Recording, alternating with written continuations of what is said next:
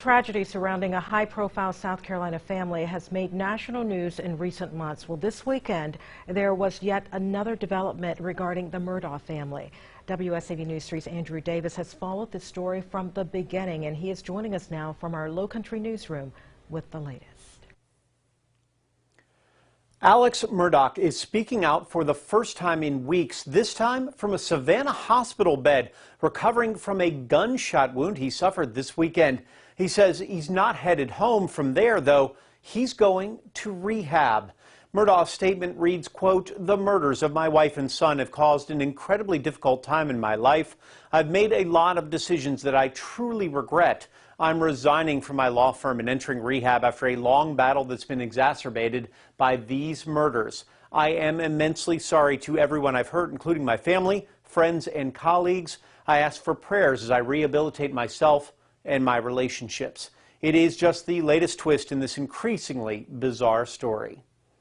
There's 6 of us and 1 is missing. Okay, there's 6, but 1 is missing. What, Molly? She's in the water. Can you see her? That was the 911 call more than 2 years ago, February 2019, when 19-year-old Mallory Beach was thrown from a boat on Archers Creek. Her body wasn't found for 7 days.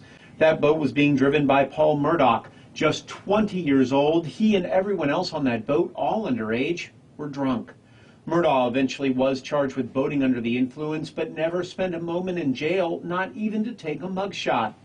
A civil lawsuit was filed by Beach's family against the Murdaughs, saying the older brother, Buster, allowed Paul to use his ID to buy alcohol, and the family allowed all the teens to drink on their property. Another lawsuit was threatened. Connor Cook, a passenger on the boat, claims the investigators didn't do their jobs properly and tried to claim instead he was driving, not Paul.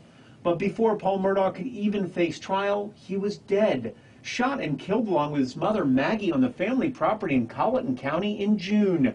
During the investigation into that killing, evidence or information collected by SLED reopened the case of Stephen Smith. Smith was found on the side of a Hampton County road in 2015. It was called a hit and run then, but the Murdaugh name was mentioned multiple times in the original state trooper report. Then this weekend, a call came into Hampton County 911 from Alex Murdaugh, himself, the father, who says he was changing a tire on the side of the road and was shot by men passing by. He suffered a gunshot wound to the head, but is expected to recover. 14th Circuit Solicitor Duffy Stone recused himself from Paul Murdaugh's case, but waited until just last week to step away from any possible prosecution for the murders.